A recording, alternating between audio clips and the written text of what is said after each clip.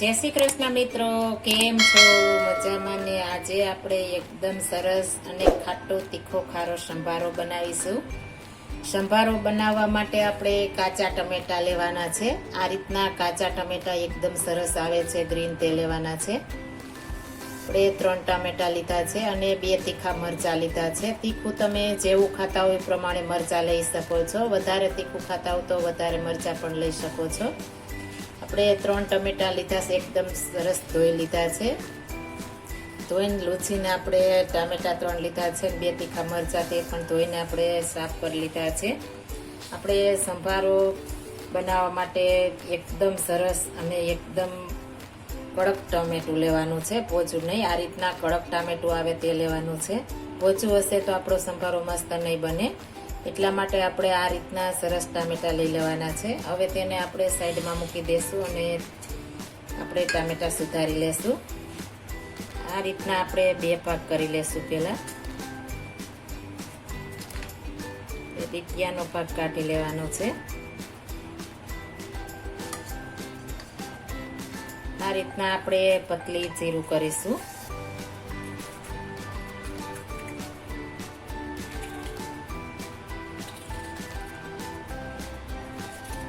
આ સંભારો હશે તો તમારે શાકની પણ જરૂર નહીં પડે, એટલો મસ્ત સંભારો બને છે.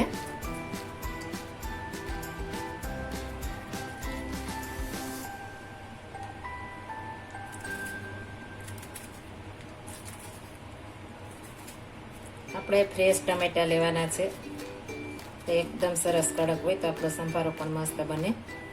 આ રીતના આપણે બધા સુધારી લેશું. આપણે સરસ ટામેટા સુધારાઈ ગયા છે. હવે આપણે તેને સાઈડમાં મૂકી દઈશું અને મરચાં સુધારી લેશું.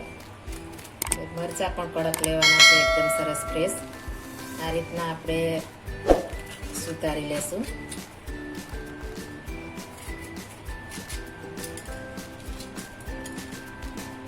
તીખું ન ખાતા હો તો બીનો ભાગ કાઢી લેવાનો છે આ રીતના. અને બી આપણે નુકસાન પણ કરે છે, એટલે બિયા કાઢી લેશું આપણે.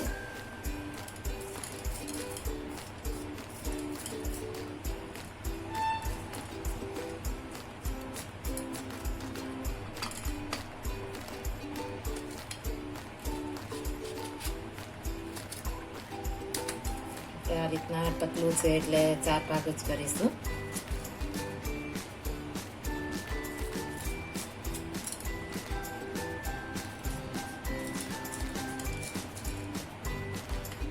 આપણે લાંબુ આ રીતના એના પણ 2 ભાગ કરી લેશું. આમાં તમારે રાઉન્ડ શેપમાં કરવા હોય તો પણ મરચાંને કટ કરી શકો છો. હવે આપણે વઘાર કરીશું. આપણે 2 ચમચી નાની તેલ મૂક્યું છે. આપણે એકદમ સરસ ગરમ થવા દેવાનું છે. તેલ સરસ ગરમ થઈ ગયું છે. આપણે 1 ચમચી રાઈ નાખી દઈશું. એકદમ સરસ ફૂટવા દેવાની છે. રાઈ સરસ ફૂટી ગઈ છે, એ નાખી દઈશું. ત્યારબાદ આપણે ટમેટું નાખી દઈશું.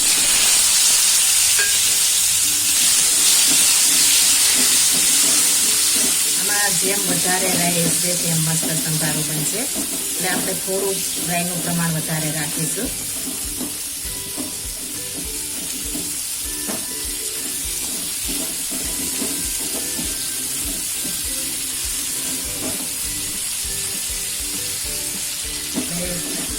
થોડા થોડા ટામેટા ચડી જાય એટલે આપણે મરચાં નાખી દઈશું.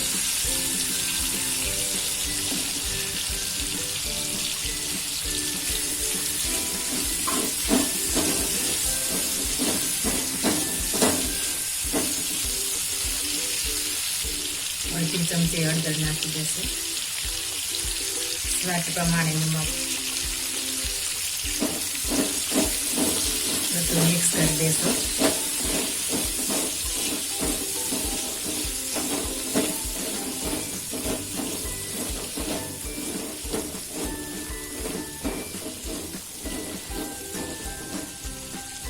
બે મિનિટ માટે ધીમા ગેસ ઉપર આપણે ઢાંકીને ચડવા દેશું. 2 મિનિટ થઈ ગઈ છે, આપણે તપાસી લેશું. એકદમ સરસ આપણો સંભારો ચડી ગયો છે. આ રીતના આપણે એકદમ સરસ ચડવા દેવાનો છે. હવે ગેસ બંધ કરીને આપણે 2 મિનિટ માટે ઢાંકીને રહેવા દેશું એટલે એકદમ સરસ બની જાય. 2 મિનિટ થઈ ગઈ છે. હવે આપણે એક પ્લેટમાં કાઢી લેશું. સરસ બની ગયું છે. આપણે એક પ્લેટ લઈ લીધી છે.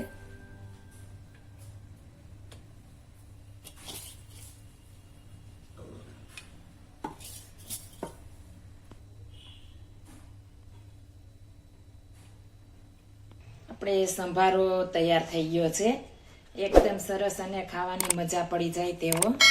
એકવાર બનાવશો તો તમારા ઘરના બધાનો ફેવરેટ બની જશે. એટલો મસ્ત આપણો સંભારો તૈયાર થઈ ગયો છે. જો આ મારી રેસીપી પસંદ આવી હોય તો મારી ચેનલ લાઈક, શેર અને સબસ્ક્રાઈબ કરી દેજો. ફરી મળીશું નવી રેસીપી લઈને. જય શ્રી કૃષ્ણ.